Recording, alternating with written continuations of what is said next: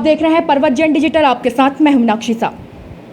आज हम बात करने पहुंचे हैं वीडियो जो धांधली मामला है उस पर, और आज हमारे साथ हैं उप नेता प्रतिपक्ष और खटीमा के विधायक भुवन कापड़ी जी। थैंक यू सर, आपने अपना कीमती वक्त दिया।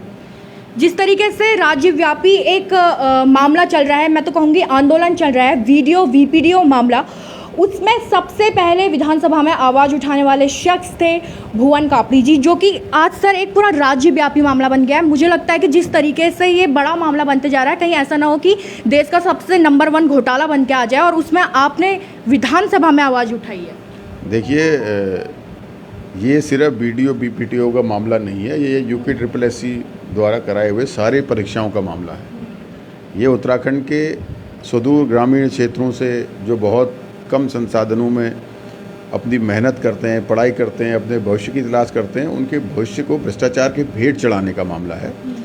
इसमें सारी भर्तियों को हमने कहा कि भाई 2016 से जो भर्तियां हुई सबकी जांच होनी चाहिए, और जिस हिसाब से ये एग्ज़ाम कराए गए, 18 पालियों में एक एग्ज़ाम कराया जा रहा है, कोई 3 पालियों में कराया जा रहा है, नॉर्मलाइजेशन के नाम पे लोगों को ठगा जा रहा है, तो सामने स्पष्ट भ्रष्टाचार दिख रहा था, लेकिन सरकार ने कभी इसे गंभीरता से नहीं लिया। और मैं तो कहूँगा कि हमारे जो बेरोज़गार संगठन के साथी हैं वो सब इस पे पहले भी आंदोलन कर रहे थे, उनको सहयोग नहीं मिल पा रहा था। जब मुझे मिले तो उन्होंने जब बात पूरी बताई तो मुझे लगा कि हमारे देवभूमि और देवभूमि के युवाओं के साथ बड़ा जो है अत्याचार हो रहा है। आने वाले समय में हमारा जो है युवा कहीं ना कहीं भ्रष्टाचार के भेंट चढ़ता जाएगा, तो मामला उठाया है। और आज STF ने जो जांच करी है, हम उस जांच की सराहना करते हैं। लेकिन सर, आप STF की जांच की सराहना करें, 22 लोगों को उन्होंने गिरफ्तार कर लिया है, लेकिन वहीं दूसरी ओर आप लोग CBI की जांच की मांग भी कर रहे हैं, तो ये दोगलापन नहीं है कि STF की बात भी आप कर रहे हैं और फिर CBI की बात भी कर रहे हैं? देखिए, ये दोगलापन नहीं है, ये समझने की बात है। STF के अपने सीमित अधिकार हैं। आज हाकम सिंह के पकड़े जाने के बाद जो प्रदेश का सिनेरियो तैयार हुआ, जो प्रदेश के हुक्मरानों के साथ हाकम सिंह के गहरे रिश्ते आज दिखाई दे रहे हैं सोशल मीडिया के माध्यम से, उनको हम ये नहीं कहते कि कोई दोषी है, लेकिन कहीं न कहीं शक की एक सुई खड़ी हो रही है। क्या जो हुक्मरान हैं, STF उनके अंदर काम कर रही है, उनके खिलाफ कार्रवाई कर पाएगी? आज ये मामला अगर पेपर लखनऊ छपता है, चयन आयोग के अध्यक्ष कहते हैं कि भाई UP में इसका बड़ा सरगना बैठा हुआ है, 2 राज्यों का मामला बन जाता है, तो 2 राज्यों का जहां मामला बनता है वहां STF के अधिकार और सीमित हो जाते हैं। इसलिए अब CBI ज़रूरी है, क्योंकि मामले का पूरा पटाक्षेप हो सके, पूरा मामला खुल सके, और जो भी दोषी हैं उनके खिलाफ कार्रवाई हो सके। इसलिए जो है कि अब CBI की मांग और CBI जांच ज़रूरी है। और मैं तो पहले दिन से ही, जिस दिन हमने विधानसभा में ये कुछ सवाल लगाया, इस पर चर्चा करी, उसी दिन CBI जांच की मांग करी थी, क्योंकि हम पहले दिन से इस मामले की गंभीरता को समझ रहे थे और इस मामले की गहराई और उसके भ्रष्टाचार को समझ रहे थे कि इसमें बहुत बड़ा ये मामला है। हाकम सिंह तो एक छोटी मछली है, इससे बहुत बड़े बड़े लोग इसमें आपको दिखाई देंगे। मतलब हाकम सिंह एक छोटी मछली के तौर पे अभी मगरमच्छ पकड़े जाने हैं, ये कहना है आपका? आपको कहीं ये तो नहीं लग रहा कि STF सफ़ेदपोश नेताओं पे हाथ डालने में थोड़ा सा पीछे रह जाएगा? जिस तरीके से अभी आपने बात कही है, क्या यही बात आप कहना चाह रहे हैं? नहीं, मैं STF सफ़ेदपोश नेताओं की या मैं दोषियों की बात कर रहा हूँ। उसमें जो भी दोषी हो, जो प्रभावशाली, चाहे वो सफ़ेदपोश हो, चाहे वो अधिकारी हो, चाहे वो कर्मचारी हो, चाहे वो कोई माफिया हो, जो भी है, व्यापारी हो, जो भी दोषी है उसके खिलाफ कार्रवाई होनी चाहिए। अब लेकिन जब दोषी संस्था से बड़ा हो जाता है तो फिर उसे पकड़ पाने के लिए उससे बड़ी संस्था की ज़रूरत होती है। तो जो अब सारा मामला निकल कर आ रहा है, और इसकी गंभीरता को अगर हम देखें, इसके जो है व्यापकता को हम देखें कि कितना बड़ा भ्रष्टाचार है, तो उसके लिए ज़रूरी है कि CBI जांच हो।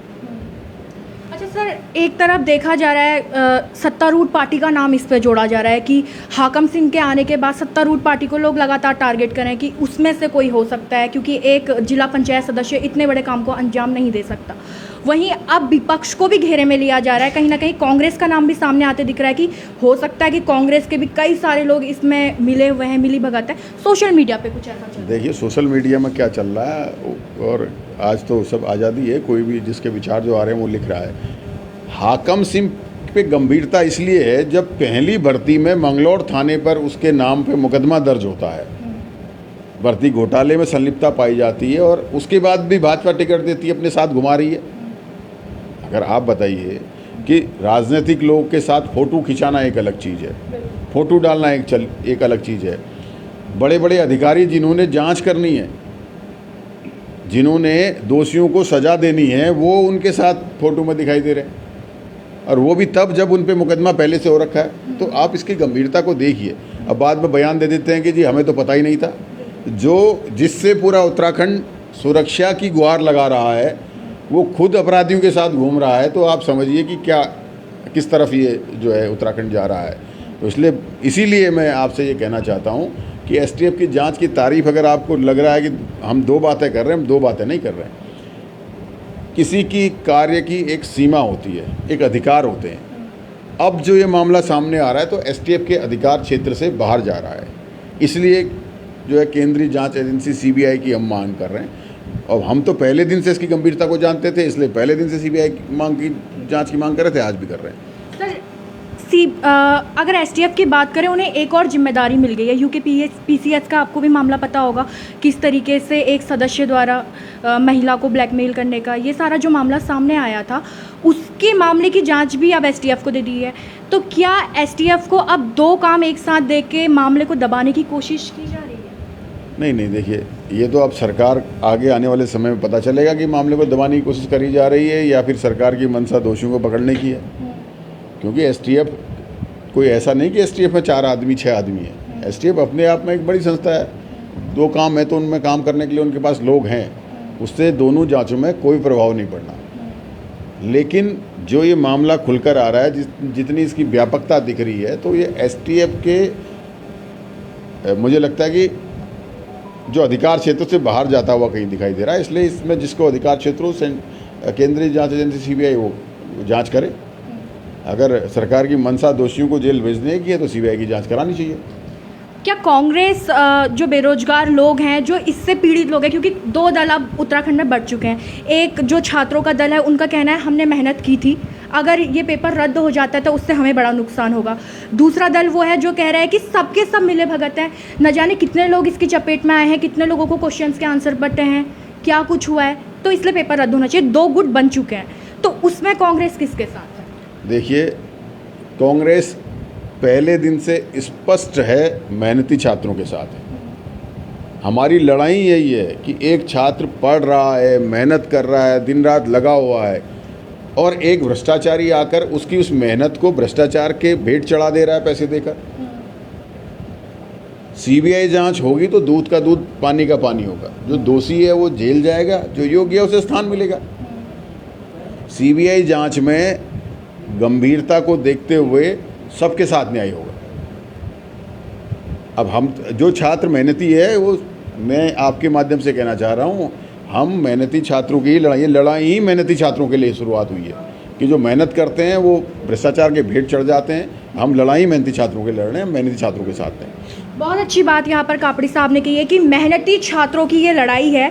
सर, मेहनती छात्र अपनी मेहनत तो कर रहा है, लेकिन भरोसा किस पे करे? कैसे भरोसा उस पर अब कोई परीक्षा देने से पहले आ पाएगा कि ये परीक्षा रद्द ना हो जाए या ये परीक्षा फिर किसी धांधली की भेंट ना चढ़ जाए? एक मेहनत करता हुआ बच्चा कैसे इस चीज़ को डिसाइड कर पाएगा? देखिए, ये तो सरकार की जिम्मेदारी है। ये विश्वास ख़त्म सरकार ने किया है। इस विश्वास को पैदा करने की जिम्मेदारी भी सरकार की है। हमारी जो भी आगामी भर्तियां हैं, उन भर्तियों को अच्छी एजेंसियों से समय पर कराया जाए, उसका कैलेंडर तैयार किया जाए कि भर्ती को कितने समय में पूरा किया जाएगा, ज्वाइनिंग कितने समय में दी जाएगी। वो सारे नियम कानून ठोस बनाकर ईमानदार संस्था से इसका एग्ज़ाम कराया जाए। बच्चों को अपने आप भरोसा पैदा होगा। अगर आज सरकार यूके के घोटाले की आड़ पर परीक्षाओं को लेट करती है तो ये सरकार क्या गैरजिम्मेदाराना हरकत होगी? क्योंकि सरकार की जिम्मेदारी प्रदेश के सभी युवाओं के भविष्य को बनाने की है।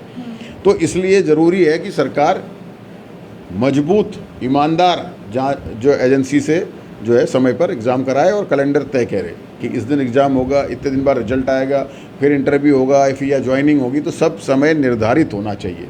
हमारे यूके SSSC ने तो आज तक कैलेंडर ही जारी नहीं किया, जो परीक्षाएं करेंगी 5-5 6-6 साल से भर्तियां सब अटकी हुई हैं।